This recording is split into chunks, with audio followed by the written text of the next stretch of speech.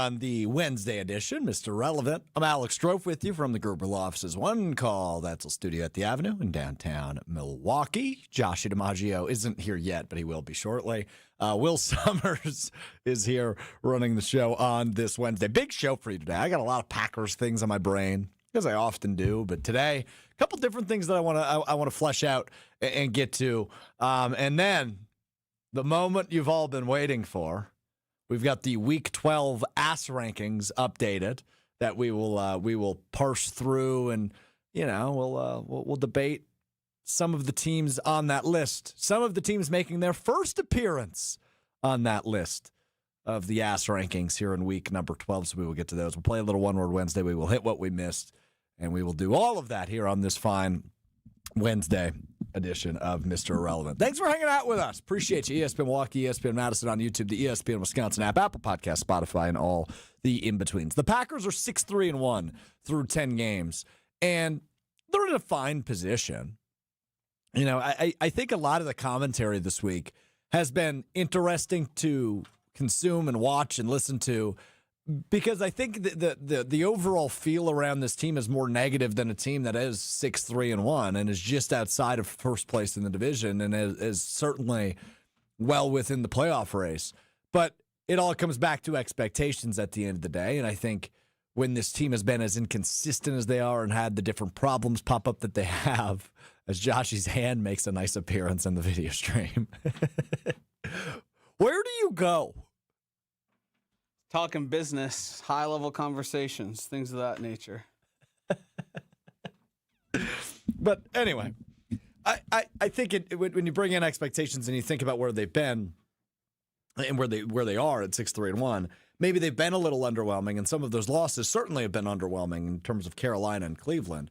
But at the end of the day, this is a team that's still in a pretty good spot. With the home stretch coming up, 7 games remaining, including 5 against divisional opponents, both against the Bears, both against the Vikings, 1 against the Lions, and then you have the Broncos and the Ravens of the AFC left on the schedule. So a lot of things to still figure out about this team, yes. But should we feel as negative and as down on this team as we have the last few weeks? That I don't know. And I think Sunday's a good test to figure out exactly. I don't want to say who they are, because I feel like I've said that for the last month, Joshy. We're gonna really figure out who they are. It's not, like, we're not. I don't know that we'll ever have a great idea of their identity. But are you perhaps leaving the door open for finding an identity when we already know what it is? Because the identity you've seen thus far is an identity you don't like. Which is an inconsistent, pretty good football team. A non-Super Bowl contender, but a team that's probably going to make the playoffs. Bless you, thank you. Yeah, I mean, is that an identity though? Does that count as an identity? Does inconsistency count as an identity? Yes. Not having an identity is an identity. Yes. That was deep. What's your identity, Will? Cool ass dude. Yeah, I would agree with that. And you're consistent in being a cool ass dude. Consistently a little cool ass dude. Yeah? Yeah, I'm not I don't know why you took that shot at yourself. I'm just getting ahead of it. I saw a twinkle in Josh's eye. He's gonna say something about it. Okay. Yeah, I don't know, Joshy. I don't know if the November, what's the date? 19th edition of the Green Bay Packers. Is it enough evidence to say that's their identity for the rest of the season? Here's the thing. Through 10 games, we have an identity. Can it change? Yes. Okay. The identity. How many more games would you need to determine what a team's identity is? Just to what point would we... Why is there a keyboard here, by the way? What the hell is that all about? I don't know, man. We're doing numbers. I just work here. There's no screen for the computer. There's just a keyboard. The thing is, the identity they have is one you don't like, so therefore you're calling them identity-less. I like Matthew's chime in from last week when I was talking about how I'm a puzzle guy. He goes, Strofe, have you not figured the puzzle out yet? No, I haven't. And it sounds like Josh has. Well, I mean, I think I'm just accepting reality. Still a hockey dude after Connor Bedard's hat trick Connor last McDavid, night? he's on a tear. Whoa. Hattie. Did you just call him Connor McDavid? Well, that's how good he is, though. That's how good he is. He's in the Connor McDavid conversation. He's being compared to the greats. Him and Macklin just lighting it up. Celebrini. I don't know who Macklin is. Number 1 pick last year. Yeah, no big deal. They had the number 1 pick 2 years in a row? He's not on the Blackhawks. Oh. He's on the Sharks. San Jose. Correct. Thank you. Geography guy. Yeah, you know me. San Jose, I think, like the 11th biggest city in the U.S. Fact check that, Josh. I bet they're not inside the top 20. No, they are. We've done this before. Never with San Jose. No. Oh, I didn't know you were such a savant on San Jose. He claims to be a savant on city sizes. I am. San Jose is a very large city. Sneaky large city. Anyway, so I guess I'm just... Oh, would you look at that? Uh-oh. Not in the top 10. I didn't say they were. I said they were number 11. Number 11? That's what I said, yeah. That's Fort Worth. San Jose's 12. Oh, he was close. Come on, baby! To be fair, you couldn't even get the Wisconsin states figured out, so taking it to a nationwide... Cities, sorry. Well, we famously did this, and he got... Despite there being like the most obvious answers ever, he got like 4 wrong. We did the whole United States. This is well-trodden territory. Yeah, but I nailed the San Jose thing. Well-trodden. I was just running over to my computer to write that down. Okay. A couple of things on the Packers front before I've got a list today, Joshy. I came locked and loaded today. Great. I've got a top 5 list that we're going to hit.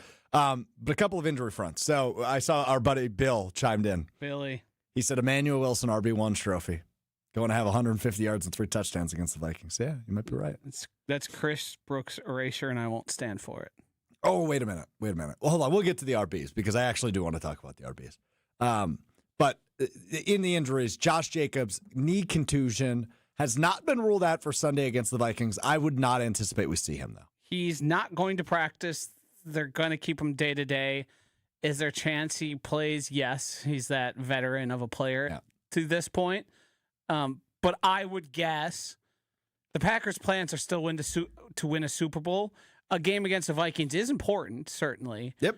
But you look at J.J. McCarthy and you look at how the Vikings have prepared, and you think, with Emmanuel Wilson and Chris Brooks, we can probably still get this done.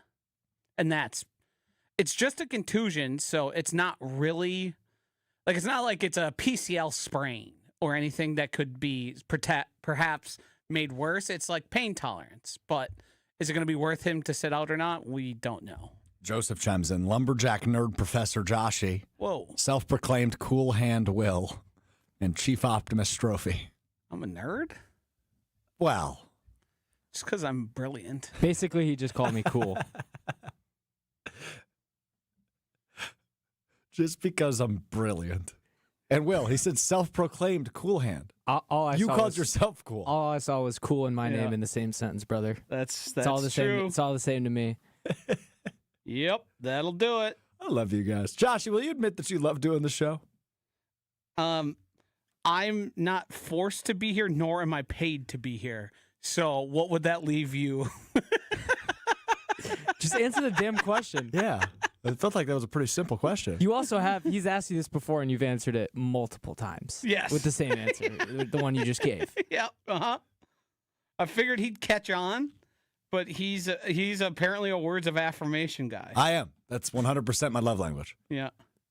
Does that surprise you in the slightest? And let me tell you, you've been barking up the wrong tree for some time now.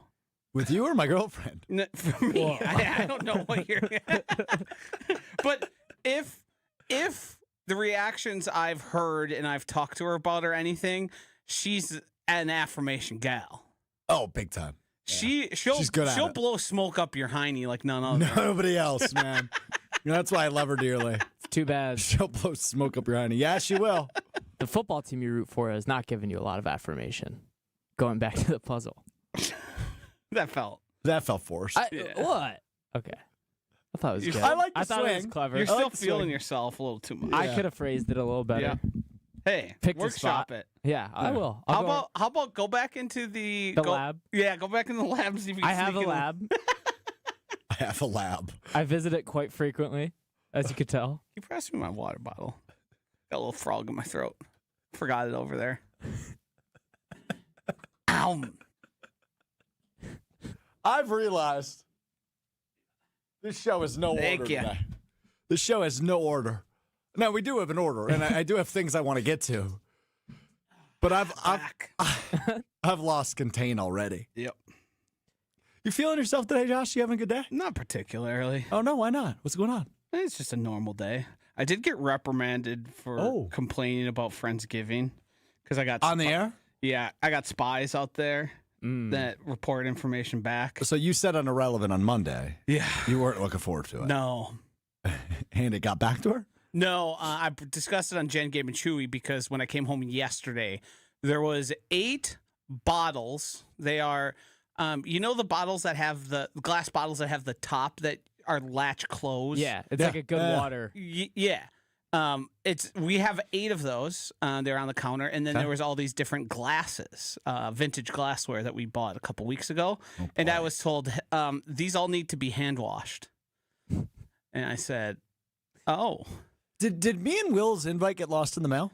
I haven't invited a singular person. I'm also going to preemptively decline.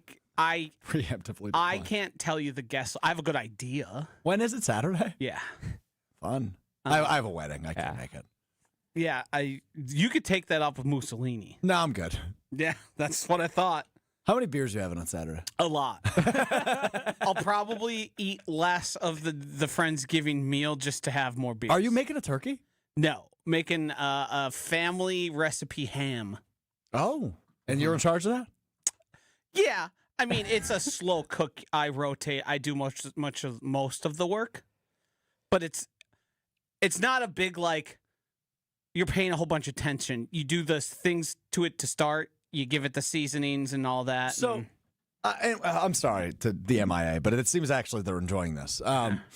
From some of the comments, right? Matthew chimes in. There is an order, but the chaos makes this the best show on the network. Thank you very much, Matthew. Appreciate that compliment. I'm so fascinated by the guys I work with. Like, I love you guys. I will give you the affirmation that I love you guys. You're both fascinating in your own ways, and Hunter too. Right? Hunter's a fascinating dude. And despite the fact, and this show's 3 times a week, but the fact I work with Will, I work with you 6 times a week during the football season. Josh, I work with you 5 days a week outside of the show. I still don't have either of you figured out at all, and Hunter as well. I don't have you guys figured out at all. I feel like I'm probably one of the more straightforward people. I agree, but there's levels and layers to you, right? Because you called yourself this, and I'm not going to affirm that, but I will call you it. You are an incredibly intelligent human being, but sometimes I feel like you have blind spots, and oftentimes it tends to be like simple things in your relationship, which always fascinate me. Like your girlfriend, for example, is excited to host a bunch of people you love on Saturday, and you go out of your way to be like, yeah, this is going to suck. Wait, does Josh love them too? Yeah, I would imagine so. Some, give or take. Yeah. I find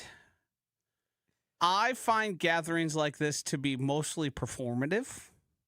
Why? I don't like having people in my house that much. That makes sense. I don't like doing things that are out of the norm just to do them. I mean, I see these people almost weekly. So a Friendsgiving to me, if you're going to celebrate, it'd be like people coming from out of town. Hey, you're back in town. We don't see you often. That to me would make sense. But if I'm going to see them next week, Saturday or Friday, what am I thankful for? It seems like Friendsgiving is just a thing to post on like social media. Like, we did this. Let me tell you, that has been explicitly stated. I talked about the dehydrator we had to purchase and dehydrate oranges and lemons. You know why those are there? I was told so they can look cute when you post them on Instagram. For cocktails, I assume? Yes. Yeah. And so when I say performative, that's what it is. It's a thing for everyone to look at and be like, look at how much fun and how cool this was. And yes, there is an aspect of, should I just smile and go along with it? Sure. Am I ever just a smile and go along with it guy? Dude, never. You were the epitome of a toddler that's being dragged out of the Walmart. Do you think anybody kicking and screaming? Anybody who's known me at all has ever thought, well, he'll just smile and go along with this? No. This is not how I operate. He's not going down without a fight. I provide a lot of other things, and I grin and bear it, and I help, and I provide, and I do the things necessary. But you're going to hear about it a little bit. Nobody loves the bitch and moan more than Josh DiMaggio. The fact that I had to hand wash with a special implement in these damn bottles. I don't know if I'd make that motion on camera. True. It took me a long time. God forbid somebody in the chat clips that. It's just, it was like, is this not, and aren't these brand new? What am I washing? Oh, they were brand new. I figured they were repurchased from like a St. Vinny's or something. They could be. But you didn't go along on the shopping trip? These, I believe, came via the internet. Oh, so they're brand new. These could have been brand new, or I did go and get the vintage glasses, and I was helpful, and I played along. I didn't agree to now hand wash them all. That wasn't part of the deal. So here's the thing that I think you're still learning. Now, we've talked about this before. My background: I've been a habitual relationship guy my whole life. Right, so I've barely been single, and when I have been, I've had my fun, and then so I've been through this a few times, despite being younger than you. Sometimes you just gotta take it, man.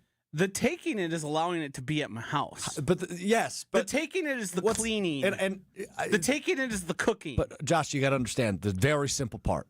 Without you bitching and moaning and complaining about it. That's only going to add to the disdain. You've heard the phrase? I shouldn't say have you ever heard the phrase. Of course you've heard the phrase. Happy wife, happy life.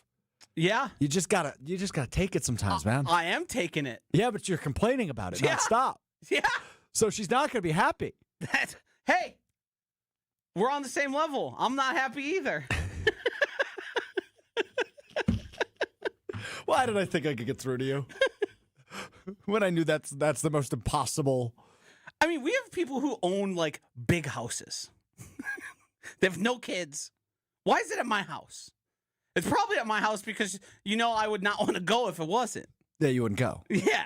This is forcing you to go. Yes. Because you're there. Yes. It's a heady play by her, actually. Yes. Have you done, so is this an annual tradition for you guys, or is this the first one? It's the second year we've done it. And you hosted last year as well? Yes. How was last year? year? Here's the thing.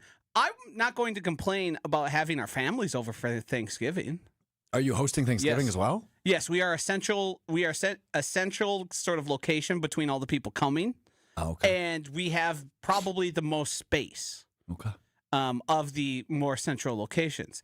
And I'll happily do it all. I'll be cleaning. I'll help out everywhere I can. But that's it's different to me. We just had people over for Halloween. Now I'm having people over for Friendsgiving. Then I'm having them over for Thanksgiving. You know who's having people over for Christmas? You. Yeah. You're just the host. You're the hostess with the mostest. I'm not. Don't want to be. Christmas tree, I bet? No, surprisingly not. I think that's probably going to go up the week between Friendsgiving and Thanksgiving, if I were to guess. So next week. Yeah. Yeah, if I were to start piecing things together. I would guess ours will go up Monday as well. I think we're taking it one piece at a time. Got to get through Friendsgiving to then have it up in, yeah. Okay. Well, I enjoyed that a lot. I hope everybody else did as well. That was informative. There's also a level of we're not done happy wife, happy life, and like just take it, brother. I take the most. All I do is take it. You're like the giving tree. It's not like these things happen once in a while and I'm always fighting against it. No, it's all the time. How did you think we do things I want to do? Almost never. Rarely, yeah, rarely. So I'm taking it in bunches, brother. I got bushelfuls of taking it. All right, you feel better? Yeah, I do. Oh, wow. Okay, so let's talk about the running back, shall we?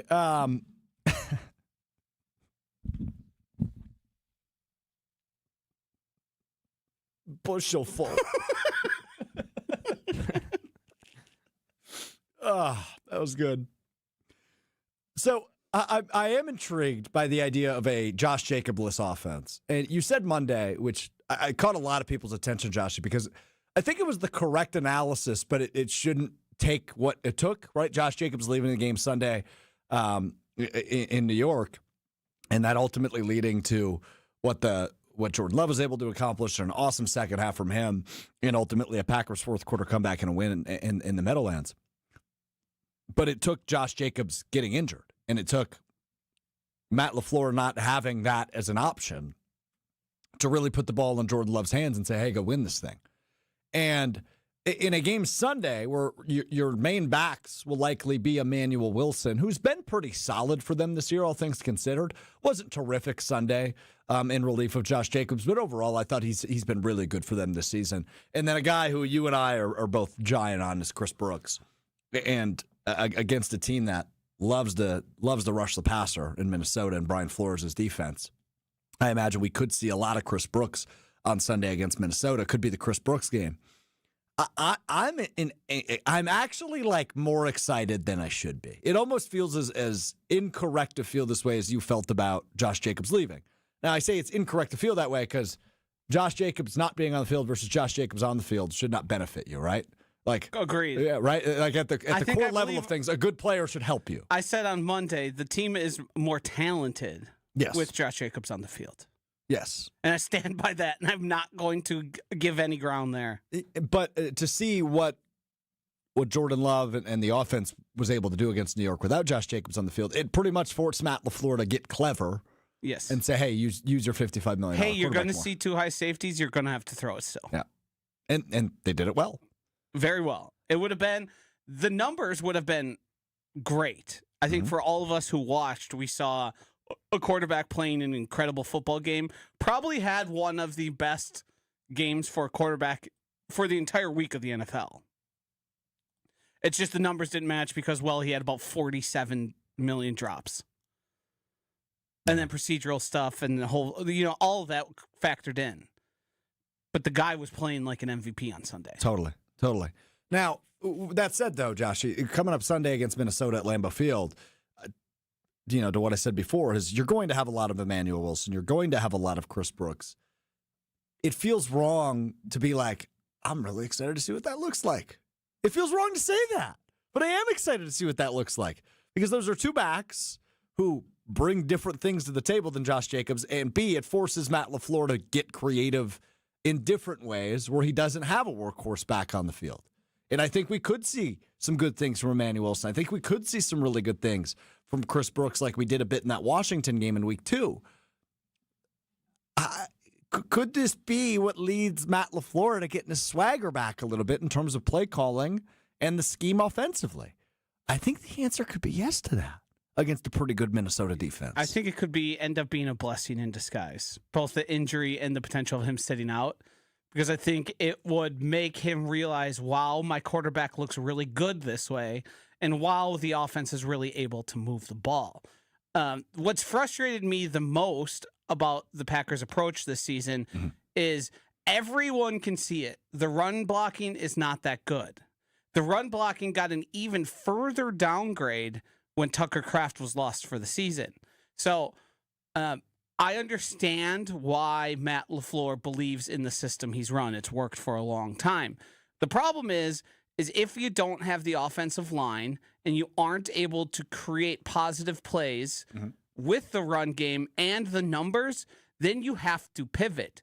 Bashing your head against the wall and saying, no, we're going to still do this because this is how we want to do it, is not winning football. That's just being stubborn.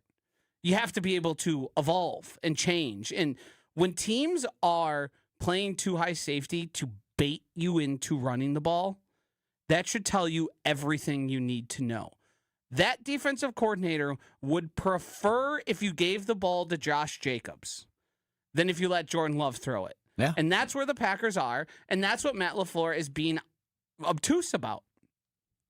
It's visible to everybody who's watching.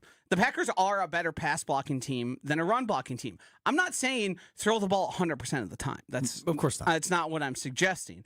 And am suggesting I still want the run game to be a significant portion of the offense. Yeah, when you have a guy like Josh Jacobs, of course. But the fact that the Packers are bottom 10 in pass rate over expectation, so in neutral situations when you could do either or, and the Packers are running it like more. The teams that they're with are like bad teams. It's like the Browns and the Jets. And then it's the teams who are winning by a boatload because they're playing from ahead for most of the games they're playing. That's who it's with. The Packers aren't that team. Had the Packers been in neutral other than like the first 2 games of the season at any point? No.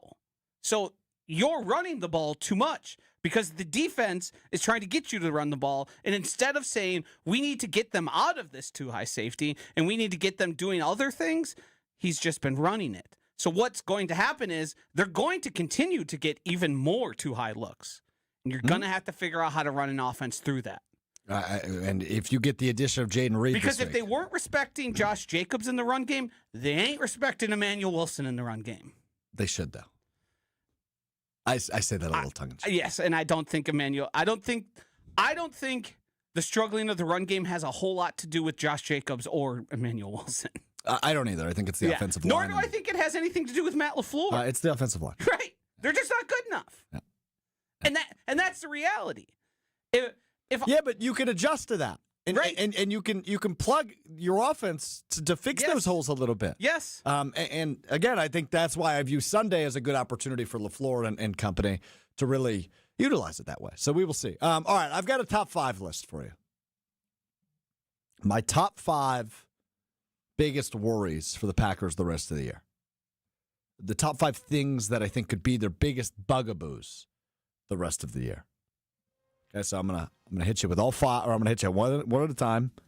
I want you to quick hit respond to me on if I should be or should not be worried about these things. All right, number 5 on my list of things for the Packers I'm the most worried about the rest of the year is somebody except Micah Parsons stepping up in pass rush. Micah's been brilliant. He is an awesome football player. Unbelievable football player.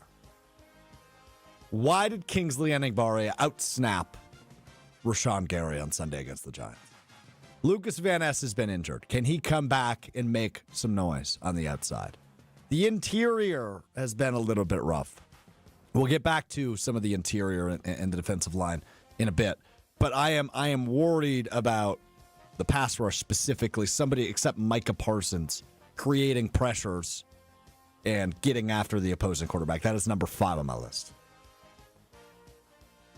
You want me to know if you should be or shouldn't be concerned? You should absolutely be concerned. Rashawn Gary's been no good. He was early. Yes. He has one of, I think it was Justice Mosqueda from Acme Packing Company that put it out. Nobody has played more snaps and gotten less quick pressures than Rashawn Gary. Because we've learned now, as we've gotten better at sort of quantifying and putting numbers behind it, that pressures generally are good, but pressure numbers can be fudged by a good defense and by good cornerbacks and teams just holding on to the ball. So his pressure numbers are not what they seem. He's not winning quickly. It's oftentimes if he wins, it's based on effort. Sure. And the fact that he's one of the, he's barely had any pressure since he had his last sack. And that ain't good. And I think the reason we saw Kingsley Enagbare more is because, well, you just haven't been creating enough. You haven't been producing enough. So we got to try something else. And Bill kind of seconding what you're saying, Josh. Gary has just looked awful most of the year. It does not make sense with Parsons on the other end. No, it doesn't, especially for the dollar amount he's being paid. He's being paid like an elite pass rusher. Yes. And he has not played like an elite pass rusher. And I feel like, you can plug and play and say that each of the last few years for Rashawn Gary. But it extra doesn't make sense this year with the addition of Micah Parsons. Let's go to number 4 on the things I'm the most worried about for the rest of the way for the Green Bay Packers. That is consistent pass catchers. With no Tucker Kraft the rest of the way, who steps up and can be consistent? They're consistently feeding Romeo Doubs, but he is not consistent. A couple of drops on Sunday against the Giants. Can Christian Watson be the true number 1? Can Jayden Reed come back and look like himself off the collarbone and the foot injury? Where's Matthew Golden? I trust Jordan Love to make things happen, but I still feel like this is a bugaboo, similarly to Rashawn Gary for the 3rd straight year. Where is the consistency in terms of your pass catchers, that concern number 4 for me. This is probably one of my lower end concerns. What makes it a concern is Romeo Doubs gets the ball way too much. I think he was targeted 8 times. He's not good enough to be targeted the amount he is. Yeah, I agree. Functioning as a third option, I think he'd be probably pretty good at that spot. Yeah. But they are using him as the primary target. He's not explosive enough. His hands aren't good enough. He just doesn't create separation the way you would for like, and they want him to be this team's Devontae Adams, but he's more like this team's Allen Lazard. And that's how he's been playing. I think reinforcements are coming. Jayden Reed's 21-day window didn't get open today, but he's coming. Yeah. Christian Watson, I think, has elevated his play. We saw it at the end of last season, and we've seen it in his return to the team. So between Jayden Reed's return and between Matthew Golden, hopefully at some point here, being given serious routes and serious consideration, I think we can see a change. Yeah. Because at some point, you have to self-scout.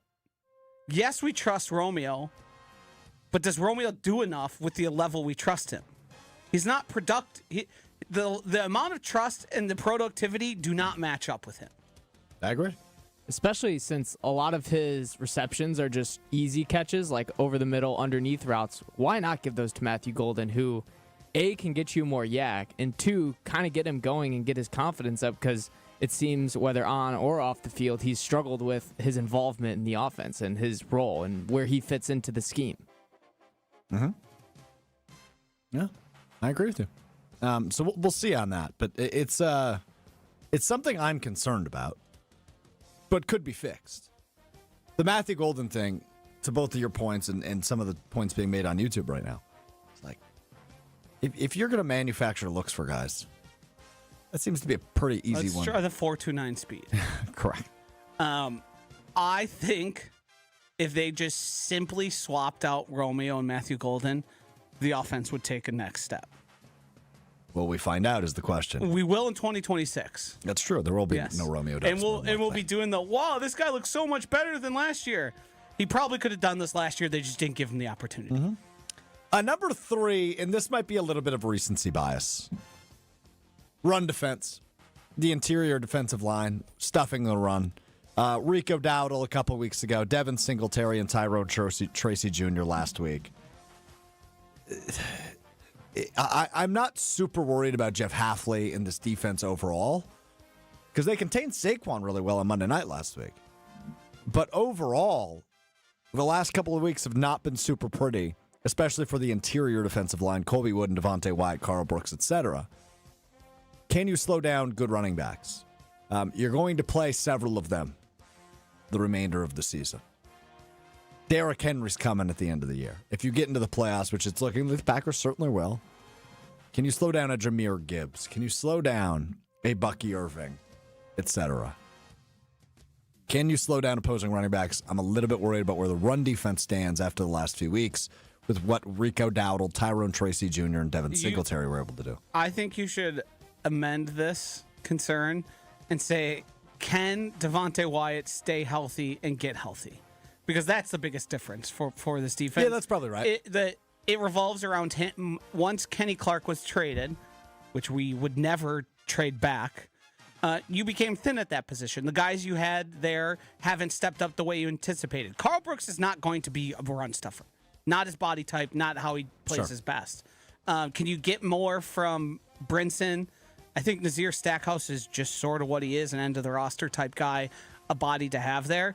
I think you can also see improvement for Edgerrin Cooper, who's had some missed tackles issues. But I think when this team sets out to really try and stop a running team, they can do it. It's just, are they going to have the pieces to do it? To me, last week, it seemed pretty clear. We think we can take advantage of Jameis throwing the ball. So we're going to let them run and get theirs running the ball in hopes that we turn. He gives us a few. Yes. Yeah. And I mean, we saw how many they dropped 4 interceptions. That is correct. You turn 2 of those early ones into interceptions. The whole game's different. Yeah, that looks like a very different game, which is why I'm not too concerned about what the final score ended up being at 27-20. No. Now, would you like to alleviate those drops both offensively and defensively? Right. Of course. Do you think they use the jugs machine? I know they have it. I saw you tweeted this. Do they turn it on? I saw the video of the old Packers teams with Devontae Adams doing the drill where you just put your hands right in front of it. Yeah. Yeah, Well, that's because Aaron Rodgers threw the football really hard. Yeah. Jordan does too. Yes, he does. Well, at moments, Yeah. certainly does. Sometimes he'll rear back and be like, I don't know if we needed that much zip. All right, Mr. Relevant, Alex Strofe, Joshie DiMaggio, Will Summers with you, going through my top 5 list of my biggest concerns for the Packers the remainder of the way. Number 5, somebody except Micah Parsons stepping up at the pass rush. Number 4, consistency of pass catchers. Number 3, the run defense. Number 2, it's the cornerbacks. It's been a concern. It remains a concern. They are one injury away from catastrophe at that position. You're one injury at cornerback away from Bo Melton legitimately playing both sides of the ball. Like, legitimately playing both sides of the ball. I know he technically does, but I don't think still he's had a defensive snap. He's had special team snaps and offensive snaps. You're legitimately an injury away from Bo Melton playing corner. Carrington Valentine's been really, really good. Keyshawn Nixon's been kind of up and down. And that's the end of the list. Javon Bullard, obviously, in the slot's been solid, but an injury really hurts you at that position. Yeah, I also think that applies to most of the positions on the team. I would say this one is the lowest concern for me. Of the ones I've had? Yes. Interesting. Yes, you get really thin with an injury, and then things get really scary. But I think all 3 of those guys have probably been better than people recognize. Keyshawn Nixon had the penalties issues, which certainly made it more glaring. Yep. But it is the NFL. And a lot of those number 1 wide receivers who he ends up facing, they're going to get there sometimes. That's the nature. I think that team, the Green Bay Packers, give up the least amount of 10-yard pass plays and 20-yard pass plays. Oh, wow. So they'll it helps when you have a guy like Micah Parsons in that category. Yes, they'll get beat. Everyone does. Yep. It's happens. just sort of the nature of the game, unless you have a Jair who's playing like an all-pro, a Surtain, a Christian Gonzalez. Like that stuff just is going to happen. I think they're plenty good enough. I just think if you get a bad game from them, things can really go off the rails. Well, that's what makes Sunday intriguing to me. J.J. McCarthy's, I just don't think he's very good. But I mean, the receivers are. To this point, if you look at some of his accuracy numbers and like the advanced stats on him, he's like way worse than Cam Ward, who's been horrific. Zach Wilson had a better start to his career than J.J. McCarthy has. Woof. Yeah, bad. Woof. J.J. McCarthy. Woof. Okay, that's number 2 That's cornerbacks. 9 to you. Yeah, Do you're you right. think maybe there was some signs when he threw less than 10 passes in the national championship game that might not be the guy? Well, first round pick. Number 1 is I have a couple of things listed that all lead to one thing. Establishing the run game, an effective offensive line, and trusting your quarterback. It all leads to Matt LaFleur and a creative offensive scheme. Can Matt LaFleur consistently call a good game offensively is effectively my number 1 concern the rest of the way. Because if he can, I think we're looking at this team a lot differently than we are after 10 games. I just got to say welcome to the club.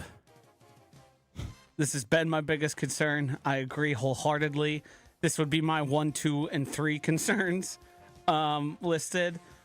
I do think, here's what's the way to say it. I do think Matt LaFleur is a good schemer. And I do think he's an overall good coach.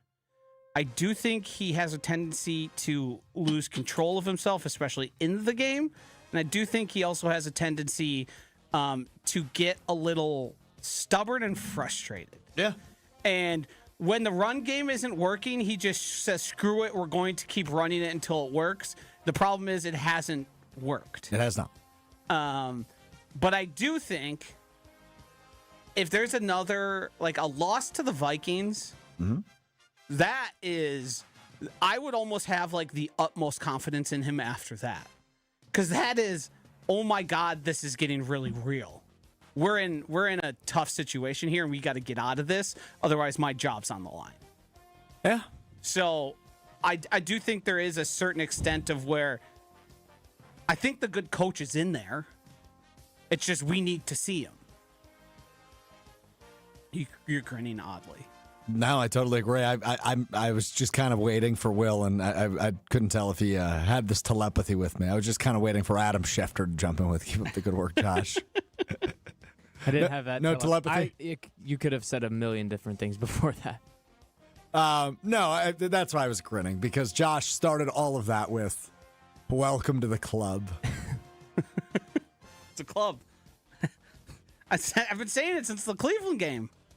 Amazing. All right, those are my top 5 concerns moving forward for the Green Bay Packers. I wrote wide receivers as the next note. Here's all I'm going to say. Until further notice, once Jayden Reed returns, I want snaps, targets, and opportunity to look like this in this order the remainder of the season. Number 1, Christian Watson. Number 2, Jayden Reed. Number 3, Matthew Golden. That's it. That's all I have to say. Mm-hmm. I think Jayden Reed's going to be a big impact player once he comes back. I hope so, too. I think this stretch of offense has shown his impact on this team and what he... Because first, people forget he got hurt in the second game of the year on that broken collarbone that should have been a touchdown too, right? Yes, correct. Jayden Reed was... If he was in bounds, but it was a great catch. But it was, but it was a great catch. But he was their top pass catcher through the first 2 games. Yeah. And then they lost Tucker Kraft, who eventually became the number 1 guy in the offense. So I think getting Jayden Reed back is going to be really good for them going forward. I just do. I totally agree. I think he's, to your point, Will, I think some of the shortcomings of this offense have shown the importance that he has in this team. So we will see when that happens. But a cryptic tweet from him last night, does that mean this week is the week? Looks like all signs pointing to no as of now, as his 21-day window is not officially opened. All right, let's get to this. The moment you've all been waiting for. We do this once a month. There's 6 categories. There's 18 teams that we consider at this point in the NFL season ass. Well, what did you say to me before the show? Can't wait to look at some ass. Hell yeah, brother. Let's look at some ass. Here are your updated Week 12 ass rankings. We start with the top category, frisky ass.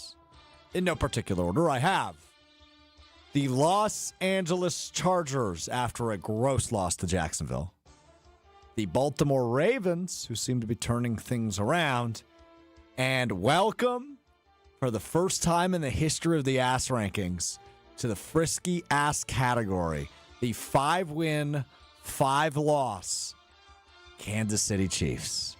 Frisky ass for the 5-5 Chiefs. I imagine they will not remain there long. No, I think the Chargers might stick around. I do too. And I think some of that is out of the control of the team. It's just they're devastated by injury. Justin Herbert's inconsistent. Yeah, I also think the guy is basically running for his life. Yes. They have 2 that offensive line is shattered. The 2 guys they have are really freaking good. And then the guys they have everywhere else aren't that good. Yeah. Besides last week, what Justin Herbert was able to do with how horrible his offensive line was impressive. It was so impressive. He's, like Josh said, running for his life every single play. Boys, I got to tell you, the other ass categories were difficult for me because the bottom 15 teams in the league are not very good. No. Suck ass. Jacksonville, Atlanta, Houston. Jags, Falcons, Texans, and suck ass. I would argue the Texans could be frisky. The defense is so good. And once you get CJ Stroud back... I think CJ Stroud's a downgrade. I tend to agree. Well, from Davis Mills, maybe not, but I don't know that he's very good. I think the offense and the talent they have functions better with Davis Mills. I think CJ Stroud, like, if you were to just evaluate quarterbacks solely, he's probably more talented. But, I mean, they were having a hard time getting Nico Collins involved. Like, shouldn't be a hard thing. Hey, that guy's a freak. Like, I don't know. Find ways to get him the ball, dude. Let's get to swamp ass. Some interesting teams in this category. The Carolina Panthers, the Minnesota Vikings, and a team who made the biggest jump in this week's ass rankings from all the way at the bottom to the 3rd highest category. Welcome to the swamp ass category, to the Miami Dolphins. I think, and this is an overall statement, I think you were too focused on balancing this. I think the Dolphins deserve to be way lower. Yes, and I think the Panthers could potentially move up a spot. Rico Dowdle and the way, like, they suck, the Panthers. Yep. But the way they play football and the way they're coached, They're winning helps games them win now. games. Yeah, they're winning games. They're very good at bringing teams down to their level. Yes. Like But they did to the Packers. But that's why it's hard to put them any lower.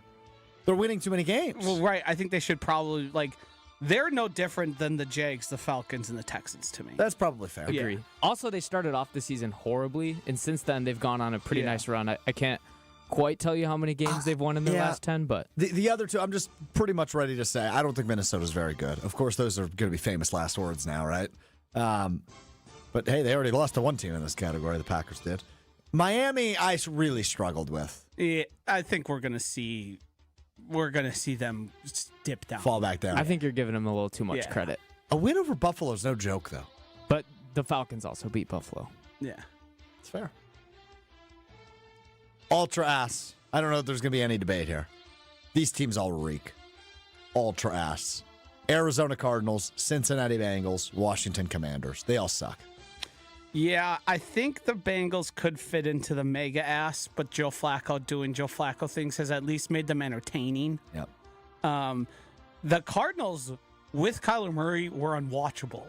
They're at least interesting with Jacoby Brissett. Kyler Murray benched and Most likely will not be back in Arizona next year, by the way. What was it? Most completions in an NFL game? Jayden Daniels can't stay on the field for Washington. Who could have seen that coming? Was it the most completions ever for Jacoby Yes. Brissett? Yes. That's going to be like a trivia stat that goes on for however long the record I figured that was just this season. I didn't realize it was No. the all-time record. And they lost, but they got killed. Yeah, they got killed. They weren't in the game at any point. Yeah, they're not good. The kickoff happened and they were losing. Now, here's where the real debate comes in, and it's the bottom 6 teams in the final 2 categories. It's mega ass and turbo ass. We start with mega ass. It's the New York Giants, the New Orleans Saints, and the Las Vegas Raiders who I have in that category. And I'm just going to throw a turbo ass right away.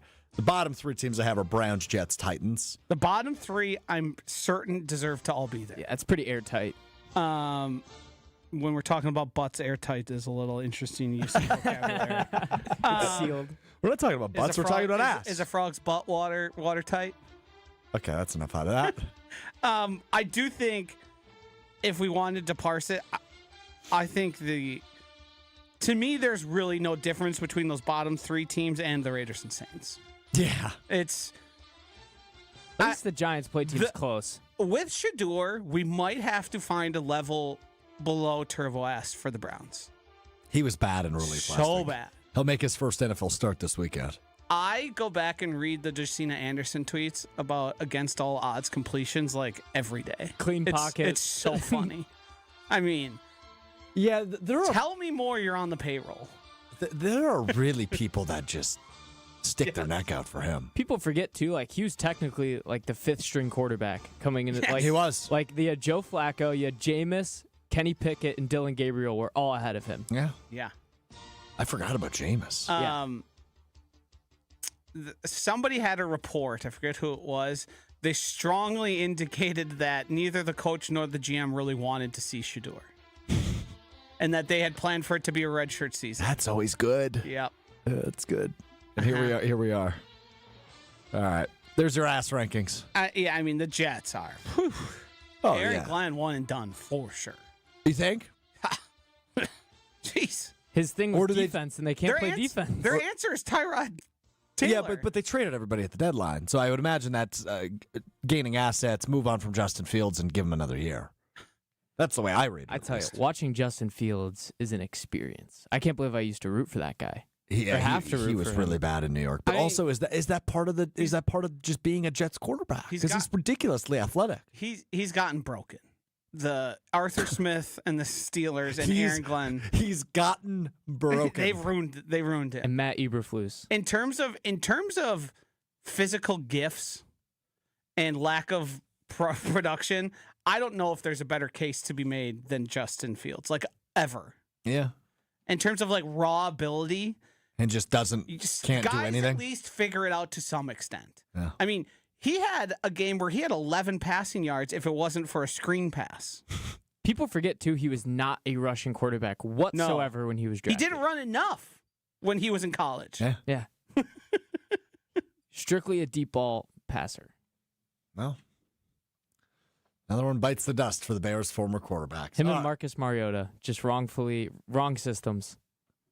Marcus has looked. How has he looked in Washington? I admittedly have not watched a Commanders game when he's Fine. starting. He's old now. The one game against the Chiefs, though, I was like, wow. I was starting to go down the loophole. Maybe he could have been something. Mariota, number 2 overall pick?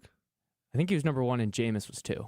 No, Jameis. Or it might have been the other. All right, Yeah, then it it was the other way around. flip-flopped. Yeah. Yeah. They were in the same draft class. Yeah, I so. mean, Mariota never had a chance. Nope. And then he sustained many injuries. Yeah, but he was in Tennessee, and then Ryan Tannehill plugged in, and he was good. Remember when people believed Ryan Tannehill was like an answer? That was a wild time. It's like when Matt Ryan was the Colts quarterback. Remember when somebody on this panel, and by somebody I mean definitely not me, wanted the Packers to sign Ryan Tannehill as Jordan Love's backup? I do remember you floating that. Yeah, that was his first season. Yeah, I felt like they needed a veteran.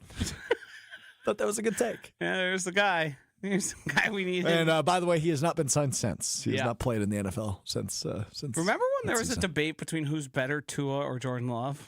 I mean, there was a lot of those from that draft class. Yeah. Herbert, same thing. I don't think it's close anymore.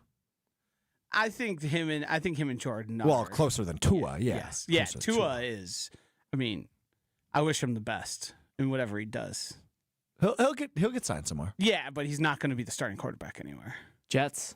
Dude, I don't He know. seems like the perfect Jets guy. Yeah, see, this is where I'm with Will on this. I think Jets. I think the Cardinals could be desperate enough. I never say he's going to be good, but it makes so much sense. The Jets to sign a lefty quarterback. Could the Steelers be desperate enough if Rodgers retires? That's the thing about this quarterback carousel. And I do look forward to the offseason to discuss this because there is going to be a lot of retread quarterbacks available, Fields included, Kyler Murray, Tua Tagovailoa available, and there's going to be a lot of teams looking.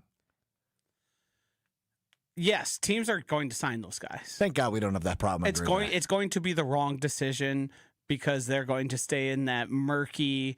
They're decent. Doesn't really matter. Their draft pick isn't high enough to get them a quarterback. It's the Steelers cycle. Yeah. The Steelers have needed to just break it down and just punt and figure it out and get a young guy quarterback, and they just refuse to. What about Kenny Pickett? They had him. Yeah.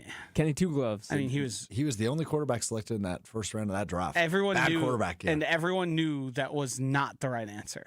All right, rapid fire one word Wednesday. We've actually got to use one word because we're running out of time very quickly. Packed show today.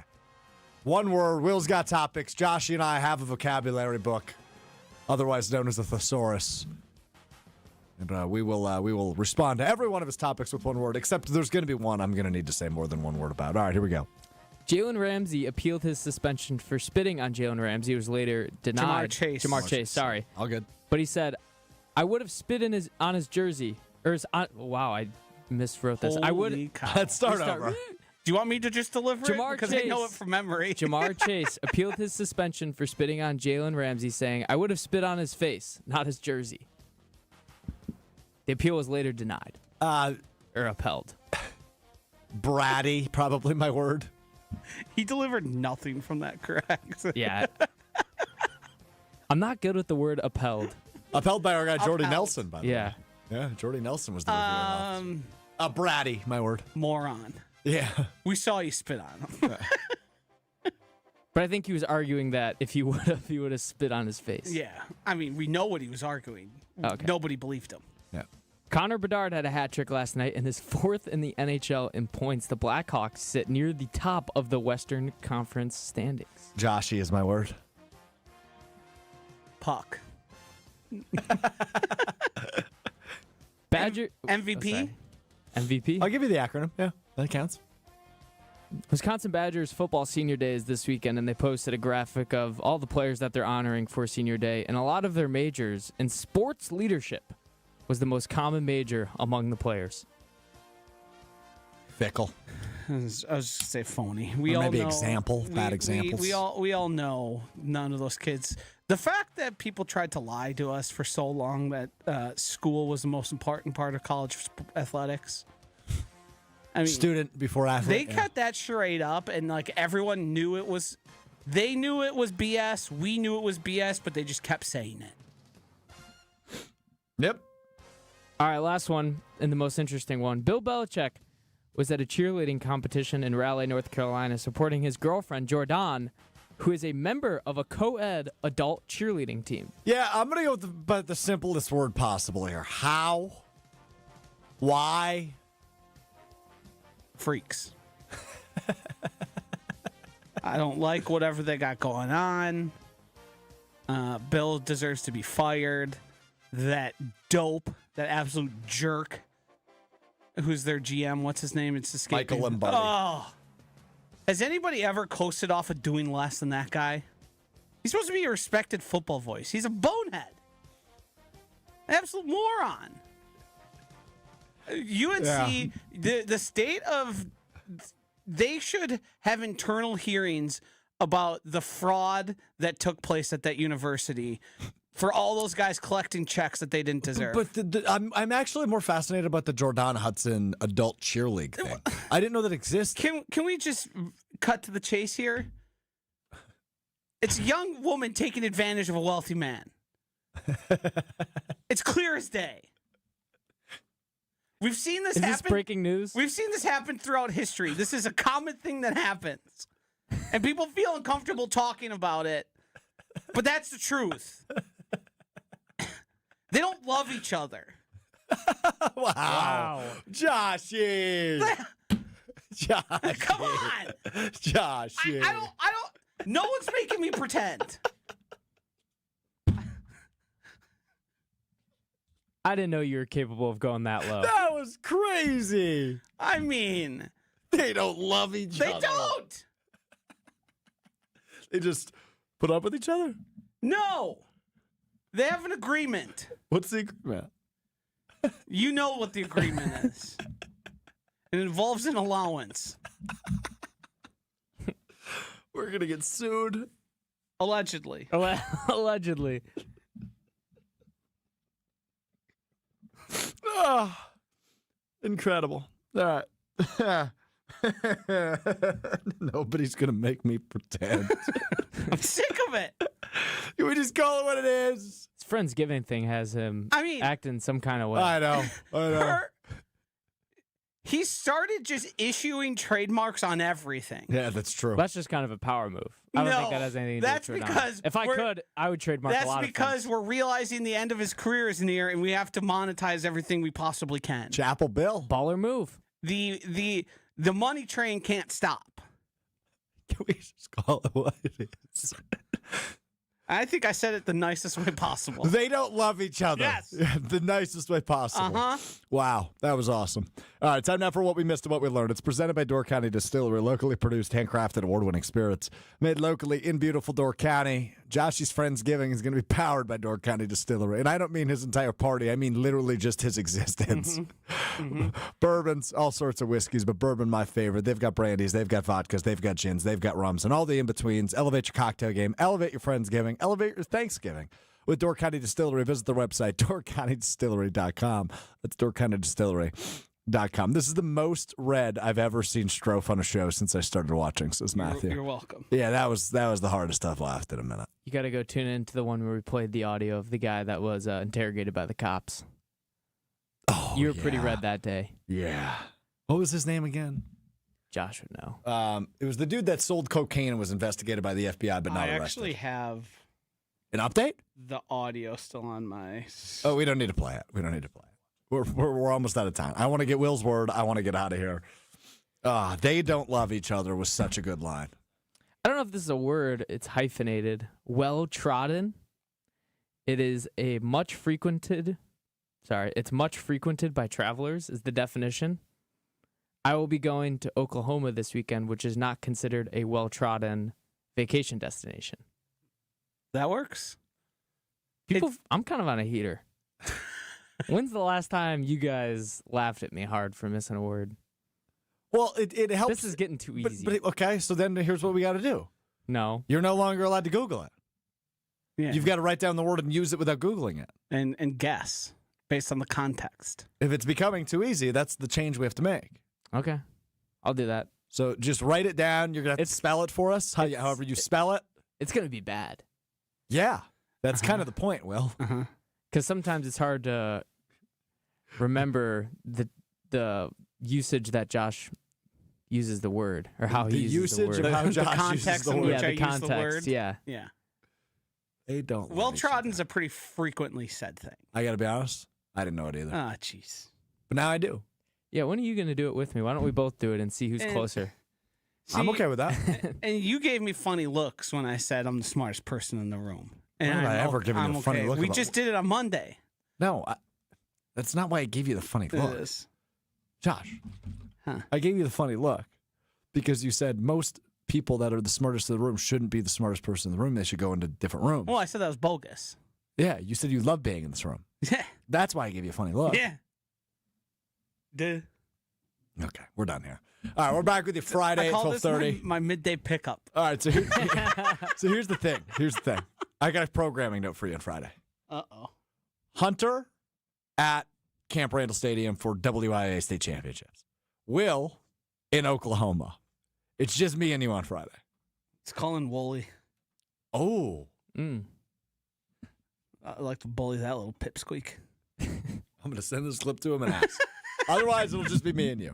We'll see what happens. We're back with you Friday, 12:30 Central, ESPN Madison, ESPN Milwaukee, on YouTube, of course, the ESPN Wisconsin app, where you can get our show, as always, commercial-free. Apple Podcasts, Spotify, all the in-betweens. If you haven't already, and even if you're rocking with us on YouTube, please go subscribe to us on any of those platforms. Apple Podcasts, Spotify, rate us 5 stars. Helps the show, helps us continue to grow if you're not already. So would really appreciate if you do that over on Apple Podcasts or Spotify, wherever you do listen to your podcast. Thanks to Will for running the show today. Thanks to Joshy for saying they don't love each other. What are you doing? Good day for me. You're just playing with a cord over there? Yep. All right, fine. We're back with you Friday. We'll talk to you then. Peace.